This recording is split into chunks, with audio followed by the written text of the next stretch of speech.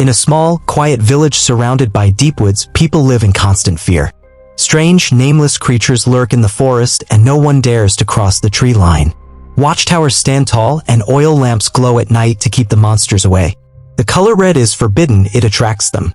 One day, a young villager dies from illness. A brave man named Lucius Hunt asks the village elders for permission to travel beyond the woods to get medicine from the towns. But the elders refuse, warning that the outside world is full of wickedness. Lucius's mother, Alice, questions why he would risk leaving, but he doesn't answer. The elders have secrets. Each of them keeps a locked black box hidden away, filled with unknown things from their past.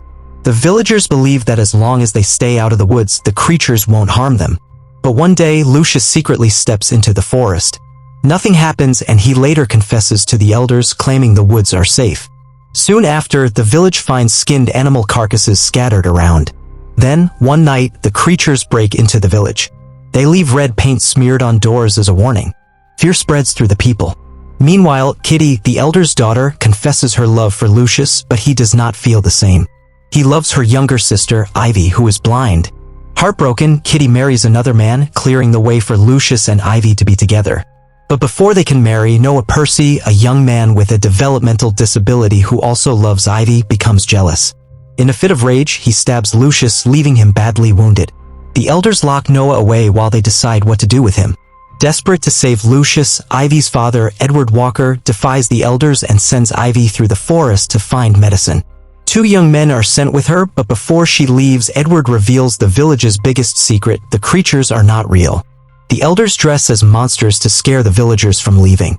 They created the legend to protect their way of life. But Edward warns Ivy that something might still be in the woods.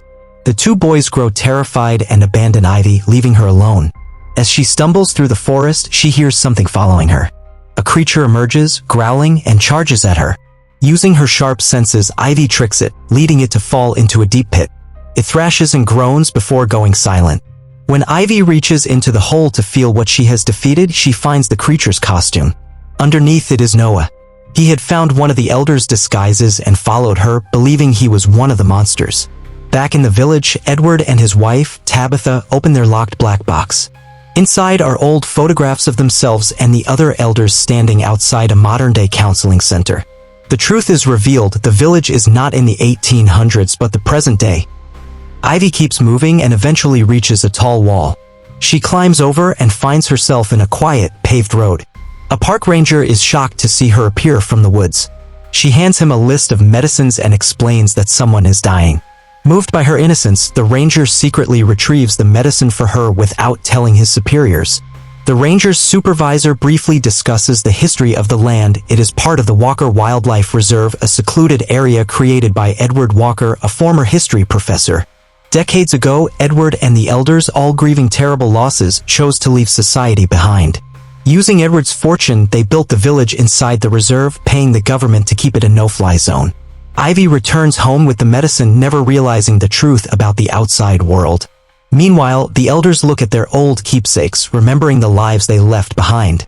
The elders learn of Noah's death, and Edward comforts his grieving parents. He tells them that Noah's actions, his final act as the creature, will help protect their way of life. The villagers will continue to believe in the monsters, and the secret of the village will live on.